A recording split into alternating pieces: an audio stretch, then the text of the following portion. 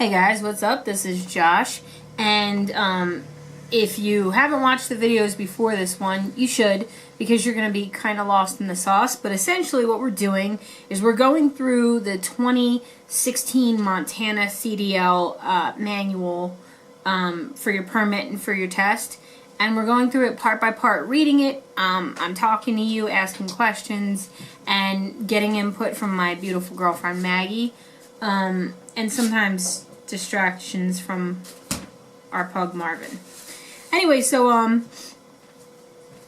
last time we ended the video number 6 ended with a question, because I have driven a manual, like a stick shift car, and the way that I was taught, it should be in gear when you start it and your foot should be on the clutch. I don't know why I was taught that way, but I was. So I never really questioned that. But I asked one of our friends who drives a CMV, and she's been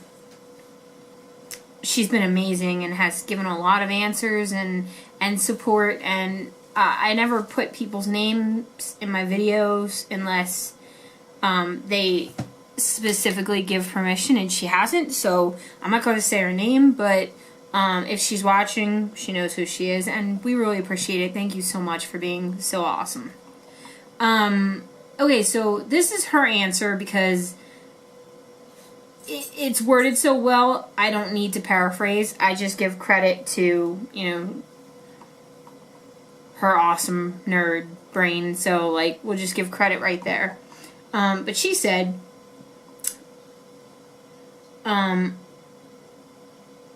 well, my question was, in the manual it says to shift into neutral and then start the engine. For a car, you would leave it in first gear and then put your foot on the clutch and then start it. And then stay on the clutch and put it in neutral if you wanted, but if the engine is off in the rig, would you put your foot on the clutch to put it in neutral? And she said you don't need to clutch to shift into neutral when the engine is off. You should always have the truck in neutral when you're parked anyway. As for starting the engine, it will only start if you have the clutch fully depressed. You can be in gear, but you shouldn't, because you can really damage the transmission, brakes, and whatever is in front of you if you forget you're in gear and let off the clutch after you start the truck. You don't put it in gear until you're ready to roll. So that's the answer that we got for our question from part 6. And I don't know if you guys remember, but we left off at section 2, driving safety, page 2-4. And we're at the part where it says, look at the gauges. Now, this is probably going to look a little different because I have another light on. It's a little LED light so that I can read the manual at night, which is when I've been doing the most of my recording, because I'm kind of, I don't know, when I first wake up in the morning, in the day, like, I am not eloquent and with it enough to study. So usually in the evening is when, even when I was in school, when I would do most of my studying. After I'd gotten all my cleaning and chores done, I would then study. So I guess maybe that formed that habit for me. Okay, look at the gauges. Oil pressure should come up to normal within seconds after energy is started. After energy? Engine. After engine is started. And then it shows figure 2.5. Okay. And I'm hoping you can see it, but I can't tell if you can see it. It's right there. There we go. You should be able to see that. Okay, so what this figure shows us is idling, your oil pressure, your engine oil pressure should be 5 to 20 psi. Operating, it should be somewhere between 35 to 75 psi. Now, I know this from cars, and you probably do too, but if you don't, it's very important if your oil starts dropping or is very low or fluctuates. Make sure you turn off the engine immediately, because if you don't have the proper levels of oil, your engine parts are moving without lubrication, which damages them, and you can kill an Why do I keep saying energy instead of engine? You can kill an engine within about 30 seconds with really low levels of oil. So it really goes fast, and then your engine's completely done. And you're not going anywhere, obviously. Air pressure. Pressure should build from 50 to 90 psi within 3 minutes. Build air pressure to governor cutout, usually around 100 to 120 to 140 psi. Build air pressure to govern cutout.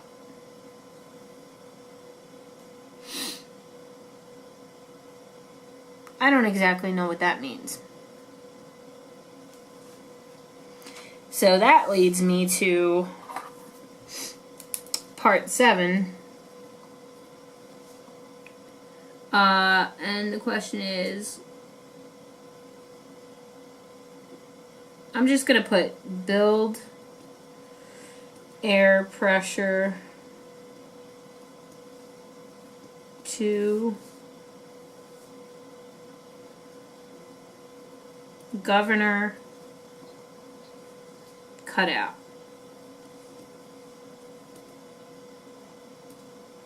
And then a question mark, because I have no idea really what that means. I can only imagine that it may have something to do with the fact that when you're doing your pre-test or your pre-trip, you were supposed to like stomp on the brake several times and like watch the gauges, and I think it's supposed to empty it really quickly and then see how quickly it builds. I'm not positive though, to be honest. So, but that was something that was covered. Again, if this is the first video you're watching, there are 6 others that you should watch before this one, or in addition, whatever, if you like to do things out of order. But basically, in the description bar, which I call my pants, in my pants you will find a link to the manual that we're studying online, digital. I have a paper copy, but that's just because that's how I roll.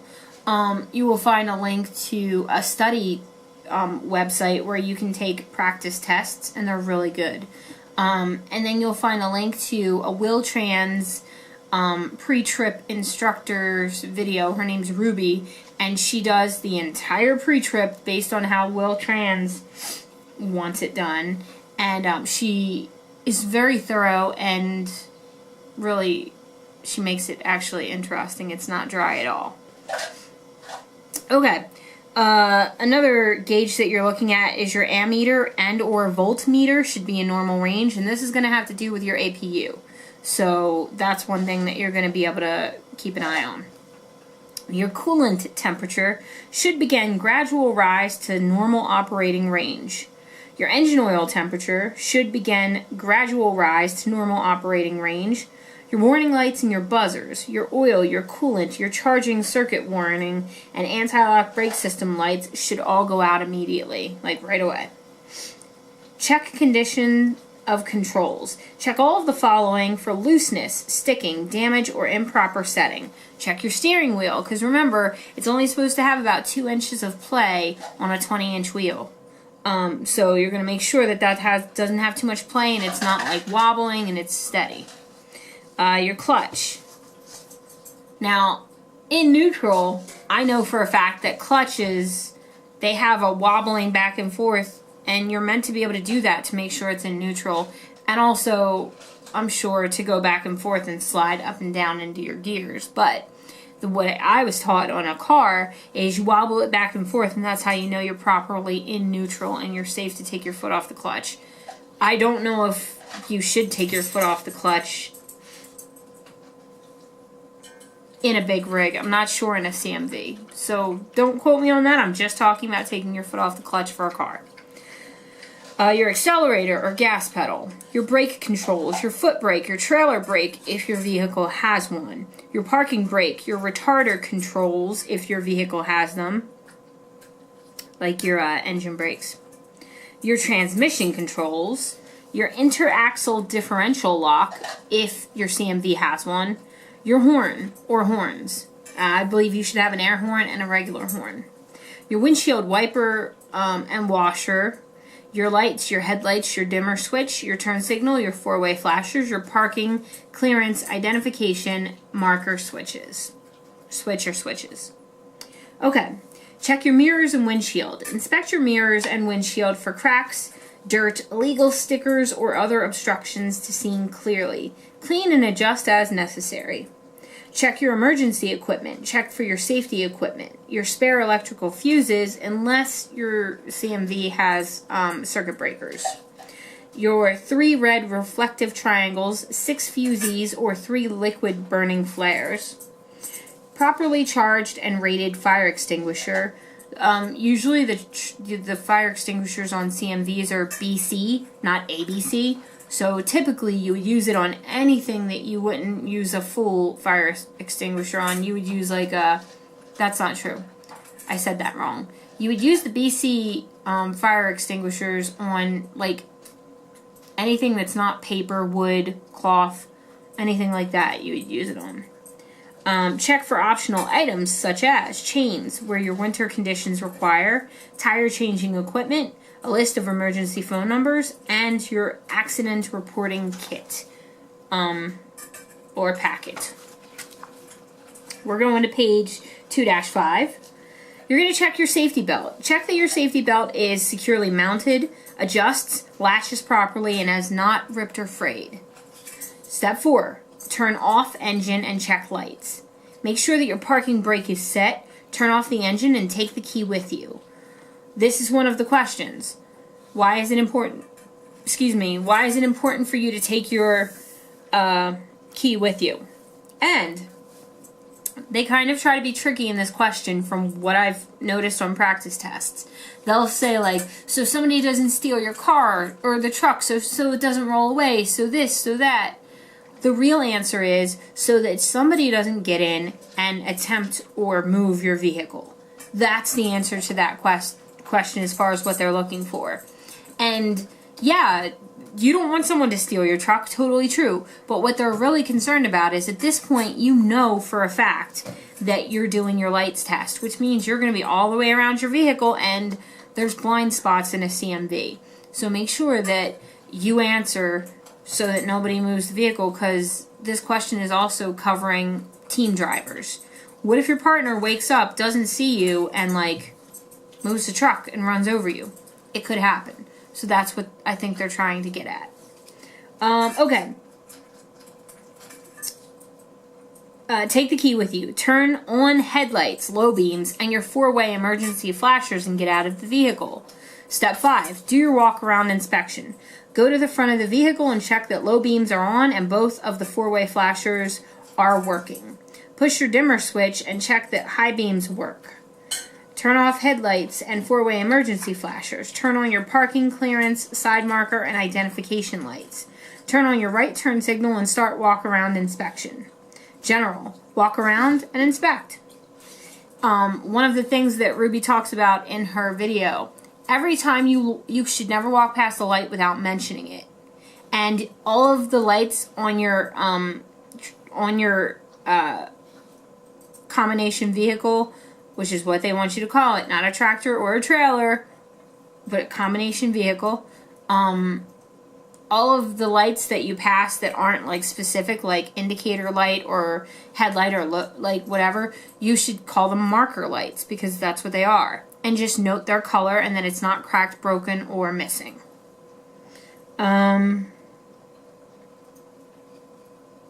Clean all your lights, reflectors, and glass as you go along. Left front side. Oh, and the DOT likes touchy-feely, so when you walk past the light, touch it, and then talk about it, because they like that. That's what Ruby said, in case you don't watch that video. Left front side. Driver's door glass should be clean. Door latches or locks should work properly. You're going to open it repeatedly and shut it, and like show them it works.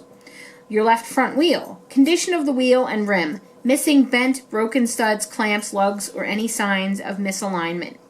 Condition of your tires. Properly inflated, valve stem and cap okay, no serious cuts, bulges, or tread wear. Use wrench to test rust-streaked lug nuts indicating looseness. You're going to make sure they're tight because rust streakings indicate looseness. Hub oil level okay, no leaks. Left front suspension, condition of spring, spring hanger, shackles, U-bolts, shock absorber condition. Left front brake, condition of the brake drum or disc, condition of hoses. Front. Condition of front axle, condition of steering system. No loose, worn, bent, damaged, or missing parts. Must grab steering mechanism to test for looseness. Condition of windshield. Check for damage and clean it if it's dirty. Check windshield wiper arms for proper spring tension. So you basically, a lot of times they let you use a pointer, and depending on where you're going or who you're with, either get one or like use theirs, but you're essentially gonna like put it up under there and let it snap back against the glass, and the rubber should be there, and it should be curved against your windshield so that it actually clears a path. That's what they're looking for. Check for damage and clean if dirty. Check blah blah blah. Check wiper blades for damage, stiff rubber, and securement. Lights and reflectors. Parking, clearance, and identification lights. Clean, operating, and proper color. Amber at the front. Reflectors, clean and proper color. Did I just say that? Oh yeah, amber at the front.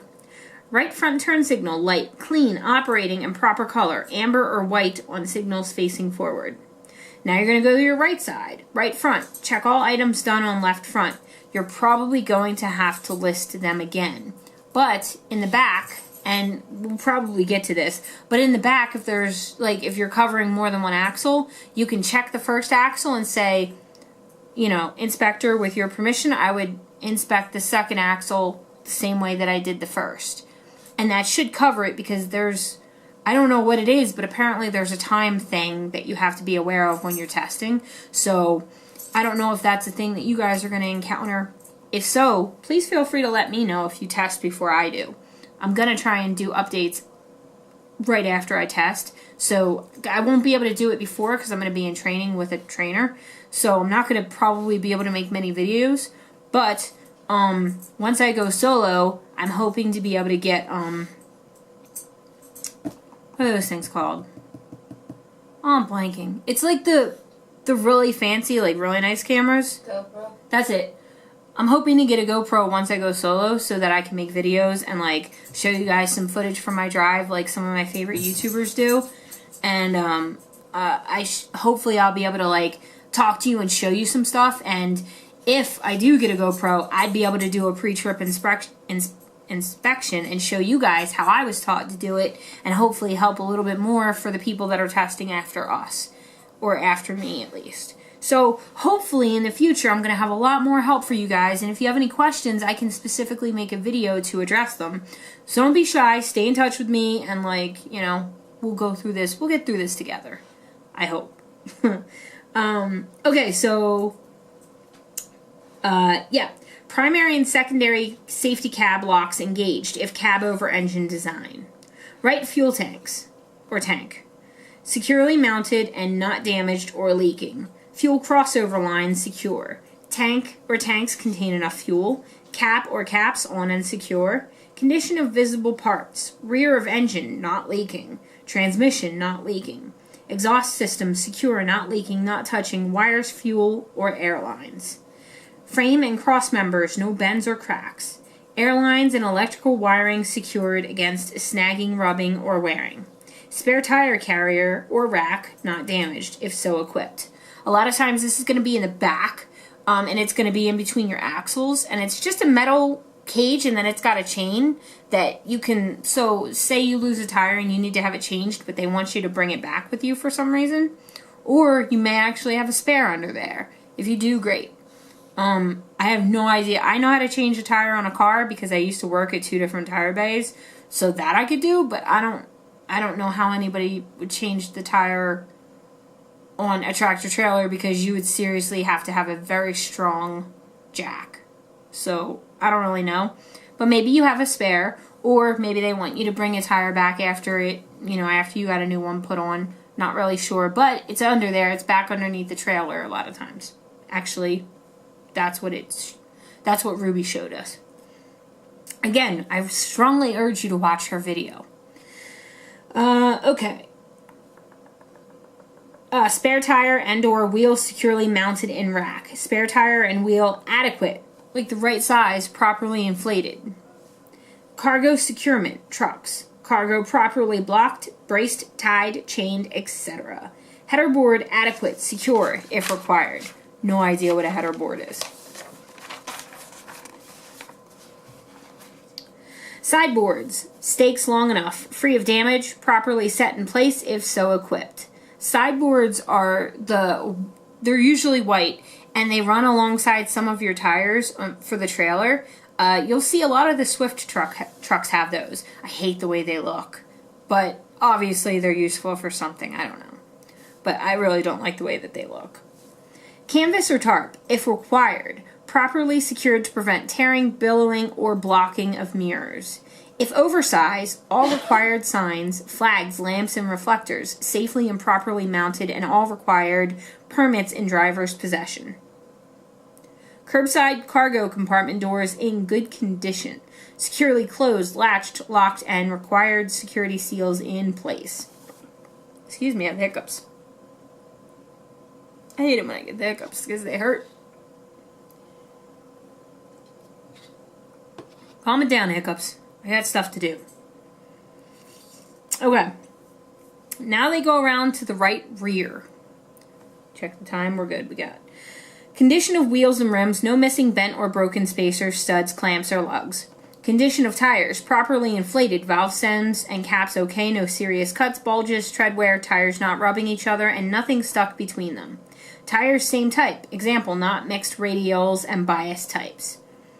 Tires evenly matched, same sizes. Wheel bearing seals not leaking. Suspension. Condition of spring or springs, spring hangers, shackles, and U-bolts. Axle secure. Powered axle or axles not leaking lube, gear oil. Condition of torque rod arms, bushings. Condition of shock absorber or absorbers. If retractable axle equipped, check condition of lift mechanism. If air powered, check for leaks. The air power you're going to be able to hear.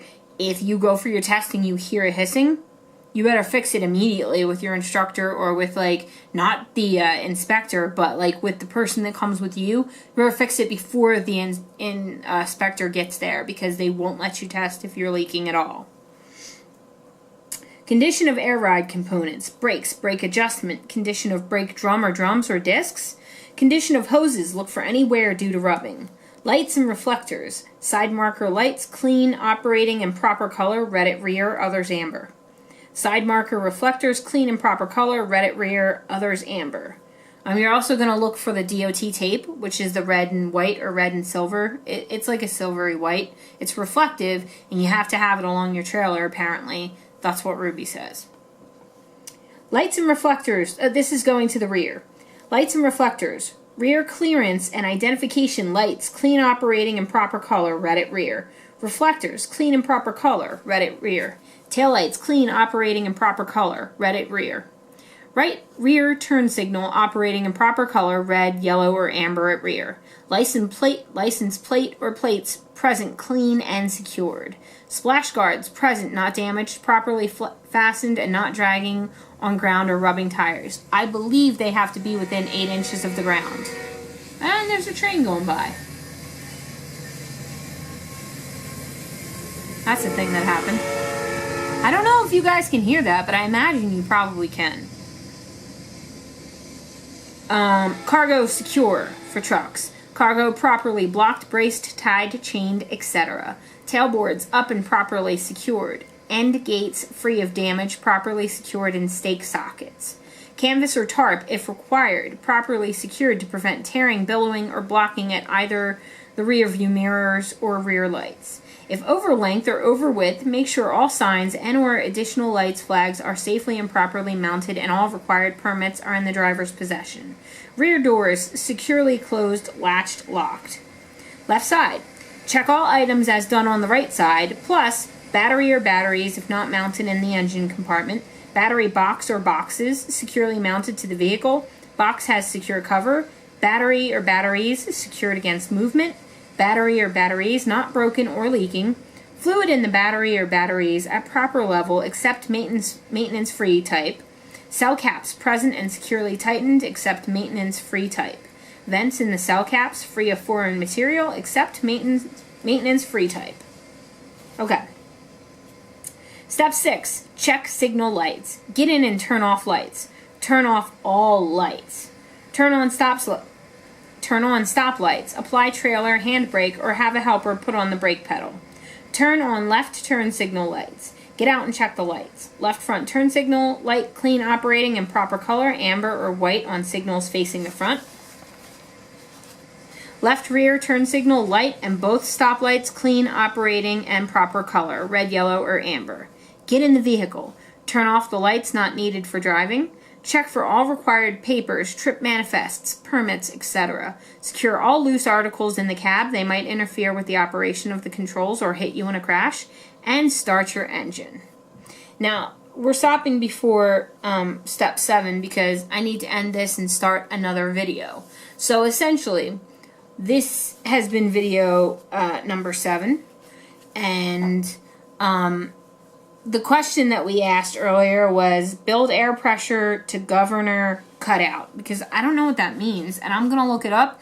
And the answer that was addressed in the last video is in the description box of that video, and this one will be in this one as well, and then I'll talk to you about it at the beginning of the next video.